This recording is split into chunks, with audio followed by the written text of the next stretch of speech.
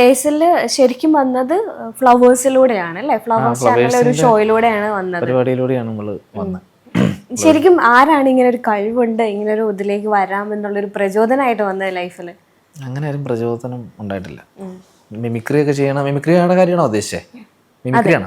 Mimicry പണ്ട് മുതൽ ചെയ്യും, 5ാം ക്ലാസ്സിലൊക്കെ മുതൽ നമ്മൾ ചെയ്യും.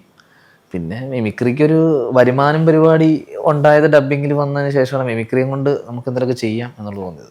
പിന്നെ ഓരോ സ്റ്റേജുകൾ ചെയ്യുമ്പോൾ നമുക്കോരോ പോപ്പുലാരിറ്റി കാര്യങ്ങൾ, അങ്ങനെയാണ് സ്റ്റേജ് പ്രോഗ്രാമുകളൊക്കെ ചെയ്യുന്നത്. വലിയ വലിയ ഇവൻറ്റുകളൊക്കെ ചെയ്യുമ്പോൾ നമുക്കതിനകത്ത് എന്തെങ്കിലുമൊക്കെ മിമിക്രി ചെയ്യുന്നുണ്ട് എന്നുള്ളത് തോന്നുള്ളൂ.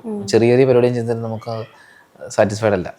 ഒരു വലിയൊരു പരിപാടിയൊക്കെ കിട്ടുമ്പോൾ മിമിക്രി ചെയ്യുമ്പോൾ നല്ല പരിപാടിയൊക്കെ കിട്ടി, അത്യാവശ്യം ബഡ്ജറ്റുള്ളതൊക്കെ ആണെങ്കിൽ നമുക്ക് അതുകൊണ്ട് എന്തെങ്കിലും ഗുണമുണ്ടെന്ന് പറയാം. പ്രചോദനം ഇങ്ങനെ വീട്ടുകാരൊക്കെ പ്രചോദനം. ഏറ്റവും കൂടുതൽ വീട്ടിൽ ആരാ സപ്പോർട്ട് ചെയ്യുന്നത്, അച്ഛനാണോ അമ്മയാണോ? അല്ല, അങ്ങനെ വീട്ടുകാരങ്ങനെ അവർക്ക് ഇതിനെക്കുറിച്ച് വലിയ അങ്ങനെ ഒരു സപ്പോർട്ടൊന്നുമില്ല. നീ അത് സാധാരണ മറ്റേ പടത്തിൽ പറഞ്ഞ പോലെ നീ സംഗീതത്തിലൂടെ അങ്ങനെയൊന്നുമില്ല. അവര് ചെയ്യണം, അവർക്കറിയാം മിമിക്രി ചെയ്യണ്ടെന്ന്, അത്രേ ഉള്ളൂ. അല്ലാതെ സപ്പോർട്ട് അല്ല നീ വളരണം, നീ അങ്ങനെ ചെയ്യണം, ഓരോ കാര്യങ്ങൾ പഠിക്കുക, അങ്ങനെയൊന്നുമില്ല. നമ്മൾ ഇങ്ങനെ ചെയ്ത് ആവുന്നതാ അറിയാതെ. എപ്പോഴേലും ഇതിനെ എതിർത്തിട്ടുണ്ടോ വീട്ടിലാരെങ്കിലും? ഇതിക്കൊണ്ട് പൈസയൊന്നും കിട്ടുന്നില്ല, വരുമാനം ഇല്ലാതെ? ഇല്ല, ഞാൻ ഓൾറെഡി എഡിറ്റർ ആയിരുന്നു, ഗ്രാഫിക് ഡിസൈനിങ് പരിപാടി. വരുമാനം പൈസ കിട്ടുന്ന പരിപാടി ജോലി ചെയ്യണ്ടായിരുന്നു, ജോലി ചെയ്യുന്നുണ്ട് ഇപ്പോഴും. പിന്നെ ഇത് നമ്മുടെ പാഷനേറ്റ് അങ്ങ് ചെയ്യുന്നതല്ലേ. മിമിക്രി ചെയ്യുന്നത് കൊണ്ട് ആരും ചീത്ത പറയുന്ന എനിക്ക് തോന്നുന്നില്ല. ഞാൻ അവിടെ നാട്ടിലുള്ളവരെയൊക്കെ അനുകരിക്കുമായിരുന്നു. ഇപ്പൊ നാട്ടിലുള്ളവരൊക്കെ ചിലർ അയ്യോ അനുകരിച്ച് അങ്ങനെയൊക്കെ പറഞ്ഞ് കേട്ടിട്ടുണ്ട്. ഇടയ്ക്ക് ശ്രീകണ്ഠൻ സാറിന്റെ ഒരു ഇന്റർവ്യൂവിൽ എങ്ങനെ പറയുന്നുണ്ടായിരുന്നു, ആളുകൾക്ക് പലപ്പോഴും അംഗീകരിക്കാൻ ബുദ്ധിമുട്ടാണ്, അങ്ങനെയുള്ള വിഷമങ്ങൾ ലൈഫിൽ ഉണ്ടായിട്ടുണ്ട് എന്ന്. അങ്ങനെ ഏറ്റവും വിഷമിച്ച ഒരു മൂമെന്റ് ഏതായിരിക്കും? അംഗീകാരം കിട്ടാത്ത? അതെ, അങ്ങനെ അംഗീകാരം അതെല്ലാവരും ആഗ്രഹിക്കുന്ന പരിപാടിയല്ലേ, അംഗീകാരം കിട്ടാത്ത പരിപാടി എന്നാണ്. നമ്മൾ നാട്ടിലൊക്കെ പരിപാടി ചെയ്യുമ്പോൾ നമ്മൾ നാട്ടുകാരുടെ ഒരു അംഗീകാരക്കുറവൊക്കെ ഫീൽ ചെയ്തിട്ടുണ്ട്. അങ്ങനെ അല്ലാതൊന്നുമില്ല. അതിപ്പോൾ എൻ്റെ നാട്ടിലുള്ളവരൊക്കെ വളരെ സാധാരണക്കാരായ ആൾക്കാരാണ്. ഞാൻ അതാ പറഞ്ഞു, ഞാൻ സന്തോഷിക്കുന്നത് ഇപ്പം എനിക്കായിരിക്കും സന്തോഷം കിട്ടുന്നത്, നാട്ടുകാർക്ക് അത് കിട്ടിയെന്ന് വരില്ല. പിന്നെ അതൊന്ന് നോർമലായിട്ടങ്ങ് പോയിക്കോളൂന്നേ, അങ്ങനെ വേറെ വിഷമങ്ങളൊന്നുമില്ല ഉണ്ടായിട്ടില്ല. പിന്നീട് എനിക്ക് ഏറ്റവും പേഴ്സണലി ഏറ്റവും ഇഷ്ടത്തോടെ ഞാൻ കണ്ടത് കാപ്പിപ്പൊടി അച്ഛനുമായിട്ടുള്ളൊരു കോൺവെർസേഷൻ ഉണ്ടായിരുന്നു. അപ്പോൾ അത് നല്ല രസമുണ്ട്. എങ്ങനെയായിരുന്നു പുള്ളിയുടെ അടുത്ത് പോയിട്ട് പുള്ളിയുടെ സൗണ്ടിൽ തന്നെ ഇന്റർവ്യൂ ചെയ്യാമെന്നുള്ളൊരു തോന്നലുണ്ടായത്? അത് നമ്മുടെ ഒരു അച്ഛൻ്റെ പേര് മറന്നുപോയി, ഈ മൂവാറ്റുപുഴയുള്ള ഒരു അച്ഛനുണ്ട്, ജെയിംസ് അങ്ങനെ തോന്നുന്നു കേട്ടോ, വിട്ടുപോയി, സോറി. പുള്ളി ഒരു ധ്യാനത്തിന് വന്നേക്കുക ഈ അച്ഛൻ. അപ്പം ആ പുള്ളിയുടെ ചാനലിന് വേണ്ടിയിട്ടൊരു പരിപാടി നടത്തിയതാണ്. അപ്പം അങ്ങനെ ഞാൻ പറഞ്ഞു, ഞാനൊരു വീഡിയോ എടുക്കാം അച്ഛനുമായിട്ടൊരു സംഭവം. അപ്പം അങ്ങനെ ആ സമയത്ത് ജസ്റ്റ് റീലിടാൻ വേണ്ടിയിട്ട് അച്ഛനുമായിട്ട് ചെയ്ത പരിപാടി അത്. അതിൻ്റെ ഇടയ്ക്ക് വേറൊരു സാധനം കൂടെ പറയുന്നുണ്ട്. ക്വസ്റ്റ്യൻ ആണ് ചോദിക്കുന്നത് എങ്കിലും ലൈഫിൽ ഒരു എക്സ്പീരിയൻസ് വെച്ചിട്ടാണ് സംസാരിക്കുന്നത്. ജീവിതത്തിൻ്റെ എക്സ്പീരിയൻസ്, പ്രണയത്തിൻ്റെ എക്സ്പീരിയൻസിനെ പറ്റിയൊക്കെ ചോദിച്ചിട്ട് ലൈഫിൽ അങ്ങനെ ഒരു പ്രശ്നം എനിക്ക് ഉണ്ടായിട്ടുണ്ട്, അങ്ങനെ വീഡിയോ എൻ്റെ കയ്യിലുണ്ട്. ഇല്ല എന്തോ അങ്ങനെ എന്തോ അച്ഛനോട് സംസാരിക്കുന്നുണ്ട്. അച്ഛൻ എല്ലാം എക്സ്പീരിയൻസ് ചെയ്ത പോലെ അച്ഛൻ പറയുന്നുണ്ടല്ലോ, എനിക്ക് അങ്ങനെ ഉണ്ടായിട്ടുണ്ട്, അതുകൊണ്ടാണ് ഞാൻ ഇത് എടുക്കുന്നത്. അത് നമ്മളെ ആ അച്ഛൻ പറഞ്ഞ ഡയലോഗിലേക്ക് എത്തിക്കാൻ വേണ്ടി ചെയ്തു തന്നെ, ഇന്റർവ്യൂ ചെയ്യുന്ന പോലെ തന്നെ ഞാൻ. പക്ഷെ വീഡിയോ എല്ലായിടത്തും കിടപ്പുണ്ട്. അങ്ങനെ പ്രേമിക്കുന്ന സമയത്ത് അത് അച്ഛൻ പറഞ്ഞിട്ട് സംഭവമാണ്. അത് ഞാൻ ഇങ്ങനെ പറഞ്ഞോളാം, അത് അങ്ങനെ പറഞ്ഞിട്ടില്ല ഞാൻ. എന്താ പറഞ്ഞേ? അതാ പറഞ്ഞ പ്രേമിക്കുന്ന സമയത്ത് ആ ഡയലോഗ്, പ്രേമിക്കുന്ന സമയത്ത് ഈ പെൺകൊച്ചിൻ്റെ ദേഹത്ത് ഒരു ചെറിയ മറിവ് വന്നാൽ മതി, അച്ഛൻ പറഞ്ഞത്. അതിനെക്കുറിച്ച് കാമുകൻ കവിത, കഥ, തിരക്കഥ, ഉപന്യാസം, ലാസ്റ്റ് സംവിധാനം വരെ ചെയ്ത് കളയും. കല്യാണം കഴിഞ്ഞു 6-7 മാസമായി, പെൺകൊച്ചിൻ്റെ ദേഹത്ത് വെള്ളപ്പാണ്ട് വന്നാൽ പോലും ഭർത്താവ് തിരിഞ്ഞു. അത് കല്യാണം കഴിഞ്ഞതിന് ശേഷം ആഫ്റ്റർ മാരേജ് ഇതിൽ മൈൻഡ് പോലും ചെയ്യില്ല എന്നാണ് അതിന്റെ അർത്ഥം. പ്രേമ സമയത്ത് അങ്ങനെയാണ് ഇങ്ങനെയാണെന്നൊക്കെ പോകും, കല്യാണം കഴിച്ചു കഴിഞ്ഞാൽ അങ്ങനെ സംഭവിക്കില്ല എന്നർത്ഥം. അപ്പൊ അതിൽ ബേസിലുള്ള എക്സ്പീരിയൻസ് എന്താണ്? ഞാൻ കല്യാണം കഴിച്ചിട്ടില്ലല്ലോ. അല്ല, അതിനകത്ത് ബേസിൽ പറയുന്നുണ്ട്, എന്റെ ഒരു അനുഭവം വെച്ചിട്ട് ഞാൻ പറയാം. അത് ചുമ്മാ നമ്മൾ അത് ഇന്റർവ്യൂവിന്റെ സമയത്ത് അങ്ങനെ പറയുന്നുള്ളൂ, ഇനി ആരും വിശ്വസിക്കില്ല. അപ്പൊ ഉണ്ടല്ലോ, രേഖാചിത്രം ട്രെൻഡിങ് ആണ് ഒക്കെ നമുക്കറിയാം, ഇങ്ങനെ തിയേറ്ററിൽ ഓടിക്കൊണ്ടിരിക്കുകയാണ്.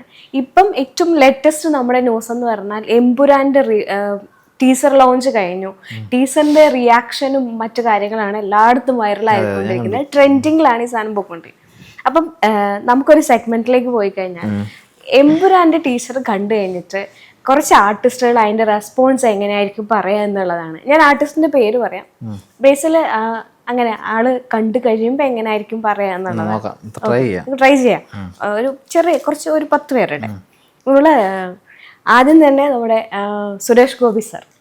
എമ്പുരാന്റെ ടീസറിൽ ശരിക്കും ഇതിനകത്ത് വളരെ ഗംഭീരമായിട്ടുള്ള ഷോട്ട്സ്, എഡിറ്റിങ്ങിൻ്റെ മനോഹാരിത വളരെ മികവുറ്റതാക്കിയത് ഇതിൻ്റെ അകത്ത് പൃഥ്വി എന്ന് പറയുന്ന ലെജൻഡ്. ശരിക്കും ഈ സിനിമയിൽ ഞാൻ അഭിനയിക്കേണ്ടത്, മോദിജി വിടാത്തത് കൊണ്ട് മാത്രമാണ് ഞാൻ വരാത്തത്. അങ്ങനെ ഒരു വന്നാൽ കേരളം നിന്ന് ഇന്ത്യ നിന്ന് കത്തും. അല്ല, പുള്ളി പറയുമ്പോൾ ആ സ്റ്റൈലിലാണല്ലോ. ശരിക്കും എമ്പുരാനെന്ന് പറഞ്ഞാൽ, എൻ്റെ എമ്പുരാനെന്ന് പറഞ്ഞാൽ കേന്ദ്രത്തിലാണ്. പുള്ളി പറയുന്നതായിരിക്കും ശരിക്കും അങ്ങനെ തന്നെ. ഇപ്പൊ സുരേഷ് ചേട്ടൻ എമ്പുരാനിലേക്ക് കാസ്റ്റ് ചെയ്യപ്പെടുകയായിരുന്നെങ്കിൽ ഏത് റോളായിരിക്കും സെലക്ട് ചെയ്യുക? ശരിക്കും ഞാൻ അതിനകത്ത് നമ്മുടെ സ്റ്റീഫൻ്റെ അച്ഛനായിട്ട് ഞാൻ അഭിനയിക്കും. കാരണം പൊളിറ്റിക്സിൻ്റെ ഏറ്റവും അടിസ്ഥാനപരമായിട്ടുള്ള കാര്യങ്ങൾ മനസ്സിലാക്കിയിട്ടുള്ളത് ഞാനാണ്. പക്ഷേ ഫസ്റ്റ് പാർട്ടിൽ തന്നെ അദ്ദേഹം മരിച്ചു പോകുന്നുണ്ടല്ലോ, അപ്പൊ പിന്നെ സെക്കൻഡ് പാർട്ടിൽ എങ്ങനെ വരിക? രണ്ടാമത് ഉയർത്തെഴുന്നേക്കാം. കാരണം തൃശ്ശൂരിൽ ഞാൻ പരാജയപ്പെട്ടപ്പോൾ രണ്ടാമത്തെ തവണ ഞാൻ വിജയിച്ചു വന്നയാള്. അപ്പോൾ രണ്ടാമത്തെ അത് വളരെ ഗംഭീരമായിട്ട് പൃഥ്വിൻ അറിയാം, തമ്മിൽ സംസാരിച്ചിട്ടുണ്ട്. ശരി, താങ്ക് യു ചേട്ടാ, താങ്ക് യു. ഇനി ജാഫർ ഇടുക്കി പുള്ളി പറയണേ, ചോദിച്ചോ. ജാഫർക്ക് എങ്ങനെയായിരിക്കും? ഇത് കണ്ടോ എമ്പുരാന്റെ ടീച്ചർ കണ്ടോ? ജാഫർക്ക് നല്ല കിടലും പരിപാടിയാ. പിന്നെ അല്ലാതെ ഞാനില്ലാത്ത മറ്റേ പയ്യന്റെ റോഡ് ചെയ്യാൻ വേണ്ടിയിരുന്നേ. ആരെയാ? ടോവിനോടെ അഭിനയിച്ചിട്ടുണ്ടല്ലേ?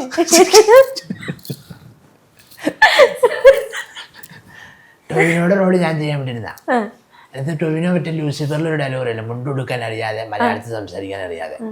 എനിക്ക് രണ്ടും അറിയാം. പിന്നെ മലയാളം മുണ്ടുകൊടുക്കാൻ അറിയാം, പിന്നെ ഞാൻ എന്തിനാ ജീവിച്ചിരിക്കണേ? അത് ശരിയാ. അതുകൊണ്ട് പിന്നെ വിളിച്ചില്ലേ ഈ പയ്യൻ. അതെന്ത് വിളിക്കാഞ്ഞേ? കാരണം ആ പയ്യന്റെ അപ്പം പുള്ളിക്ക് ഒരു ഈഗോ അടിച്ചതേ. ആണോ? നമ്മളിപ്പോ എല്ലാ സിനിമയിലും ഉണ്ടല്ലോ, എല്ലാ സിനിമയിലും ഇപ്പൊ സജീവനല്ല ഞാൻ. ഈ സിനിമയിൽ നിന്ന് മാറിക്കാൻ വിചാരിച്ചു. 3-ലുണ്ട് ഞാൻ.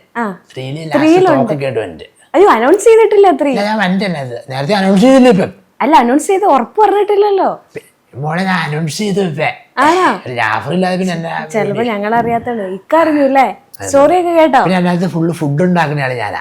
ആണോ? ഇവർക്കെല്ലാം ഫുഡ് ഉണ്ടാക്കി കൊടുത്ത് ഞാനാ. ബീഫ്, കോവയ്ക്ക വളർത്തിയത് എല്ലാം നമ്മുടെ പരിപാടി. പ്രൊഡക്ഷൻ നമ്മളാകെ ചെയ്യണം. ആണ്, അഭിനയിക്കുന്നില്ലാന്ന് സാരം. പിന്നാമ്പുറത്തുനിന്ന് പിന്നാമ്പുറത്ത് വർക്ക് ചെയ്യുന്ന എന്റെ സെറ്റപ്പ്. അതെ. എന്റെ പേരെന്നാ? എന്റെ പേര് സിമി. എന്റെ വൈഫിന്റെ പേര് സിമി. അതെനിക്കറിയായിരുന്നു. അത് കേട്ടോ? അതെനിക്ക് എന്നോട് ഞാൻ സംസാരിച്ചിട്ടുണ്ട്. നല്ല പേരല്ലേ സിമി? അതെ, നല്ല പേരാ. Ultra modern kitchen devices. ഒരു കിച്ചണിൽ വേണ്ട എല്ലാ ലേറ്റസ്റ്റ് ബ്രാൻഡുകളും ഇവിടെയുണ്ട്. ലോകോത്തര ബ്രാൻഡുകൾ, original products, wide range. MyG future.